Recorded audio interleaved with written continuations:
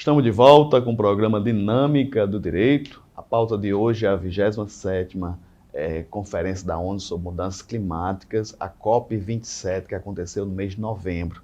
Estamos aqui com o professor Marcos Tullius, ele que é professor da UFESA, da UERN, na cadeira de Direito Ambiental. Professor Marcos, por que o Egito? Como é que se utiliza, quais os critérios para escolher determinado país, para sediar tão importantes conferências? Esses critérios de escolha, ao longo das COPs, a gente percebeu um certo critério aleatório, né, sem uma base, né, para fundamentar.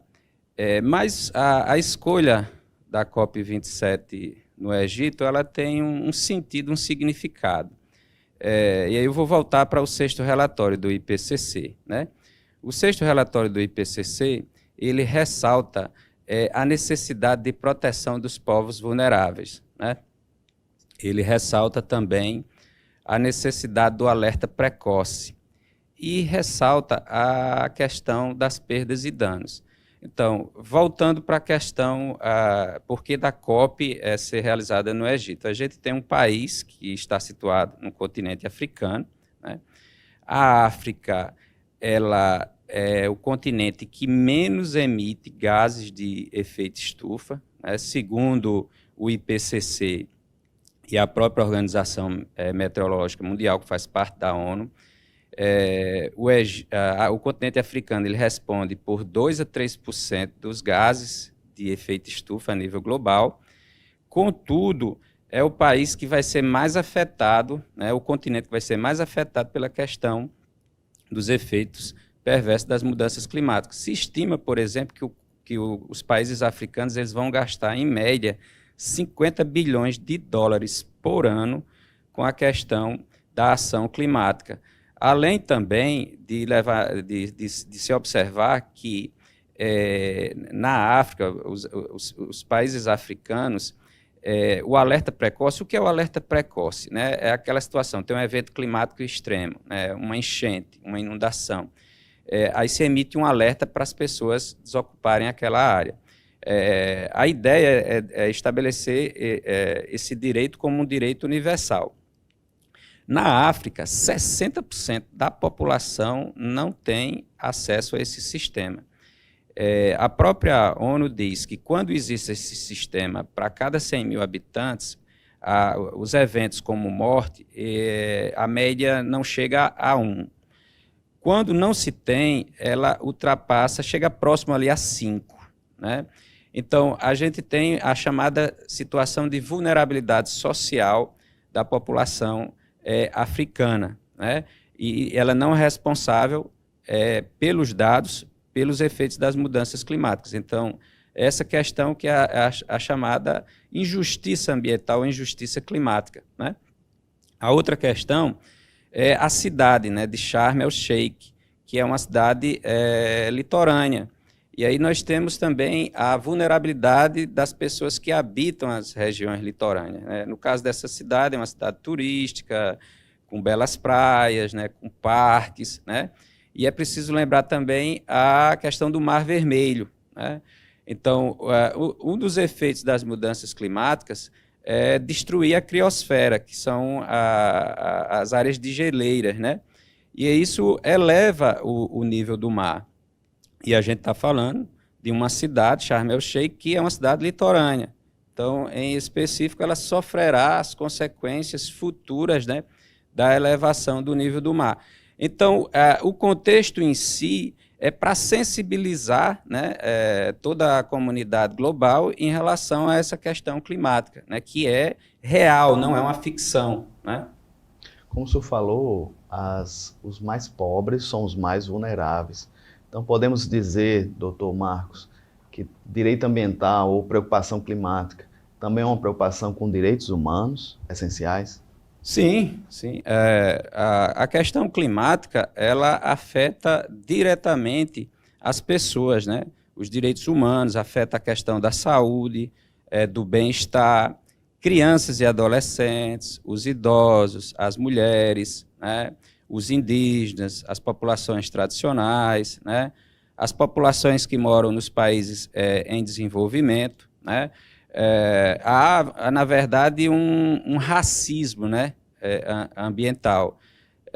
Quando a gente percebe um evento climático extremo, como até mesmo no Brasil, uma situação de enchente, a gente nota ali a população de periferia, né? Geralmente são as mães solteiras que são afetadas, crianças e pessoas idosas, né?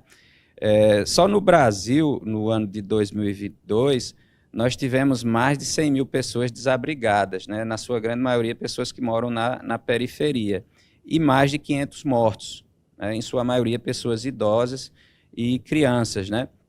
Então, a questão climática, ela tem um elo muito forte com a questão de direitos humanos, porque a busca da denominada justiça climática, né?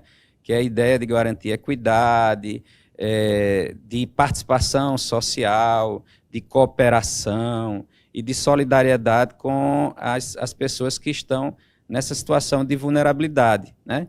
Que sofrerão as consequências, né? E já estão sofrendo também, né, no presente, e sofrerão mais ainda no futuro, né, se não houver ação climática para mitigar e adaptar esses efeitos. Na COP27, essas semanas que passaram aqui, os países reunidos no Egito, quais foram os principais eixos, professor Marcos, de diálogo, de debates? A COP27, ela produziu um documento que é uma minuta, né, uma minuta de decisão chamada de Draft Decision. Ela estabelece um plano de implementação que é relacionado à questão da ação climática. Esse plano de implementação, ele envolve 16 pontos ou 16 eixos, né, principais. Eu vou destacar aqui alguns, né? A própria discussão sobre energia, a mudança da matriz energética, dos combustíveis fósseis para energias renováveis, e fala lá da necessidade de ter maior resiliência, maior capacidade de adaptação para essa transição energética, através de um mix de energias renováveis, né? Ela estabelece a questão do respeito a princípios ambientais, como o princípio da precaução e a ciência, né? Então, quando se fala ciência, fala justamente dos relatórios da ONU, do IPCC e da Organização Meteorológica Mundial. O outro ponto é a questão da manutenção e dos compromissos anteriores, né? A necessidade de não permitir que a temperatura do planeta Terra seja elevada acima de 1,5 graus Celsius até o final deste século, né? Fala também da necessidade de mudança do sistema financeiro global como um todo e também do sistema financeiro interno de cada país para poder financiar as ações climáticas, né? Traz o conceito também de justiça climática, essa questão das perdas e danos, e eu destaco, por último, a questão da finança, né? A necessidade de financiar a ação climática, né? De onde partirão os recursos, quem serão os países, né, destinatários desses recursos, né? Enfim, em linhas gerais, são essas as questões principais. Esse documento ainda será objeto de uma deliberação pela Assembleia Geral da ONU. Ele é apenas um projeto de decisão, uma minuta provisória. O ministro Joaquim Leite, que é o nosso ministro do Meio Ambiente, discursou e disse que o Brasil é exemplo para as outras nações em termos de utilização de energia limpa, de vários tipos de iniciativas. Como o senhor viu o discurso dele? O Brasil realmente é uma referência no setor climático, no setor ambiental, professor Marcos? Eu vou contextualizar levando em consideração aspectos objetivos, né? O Brasil tem uma Política Nacional de Mudanças Climáticas, que foi criada ali em 2009, né? O governo brasileiro passou a ter uma preocupação com o pagamento pela prestação de serviços ambientais, e aí para estimular o mercado de crédito carbono, os títulos verdes, denominados de green bonds, os certificados de emissões, né? Ao longo dos anos foi-se instituído também um plano de prevenção e controle do desmatamento da Amazônia, o Fundo Clima, né, o recebimento de recursos estrangeiros, e isso que acontece, né, no contexto econômico, essa mudança da matriz energética, essa transição, que já é um processo em curso, né? É claro que há alguns problemas estruturais e internos, né, no que tange a questão da regulamentação dessas energias renováveis, né, os parques solares, os parques eólicos, então carece de uma regulamentação para dar mais segurança jurídica. Hoje nós temos a questão do hidrogênio verde, que também falta uma regulamentação, né? Então, em linhas gerais, o maior problema hoje do Brasil é a questão do desmatamento. É tanto que no denominado inventário nacional, que controla essas emissões, a maior parte das emissões de gás de efeito estufa no Brasil, elas estão relacionadas ao desmatamento.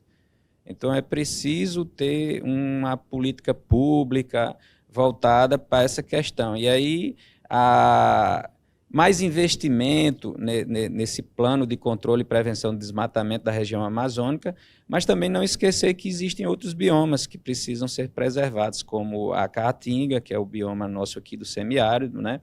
Enfim.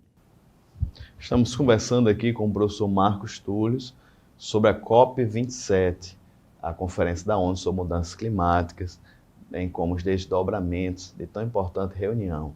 No próximo bloco, professor, vamos tentar focar também nessa questão desse fundo internacional.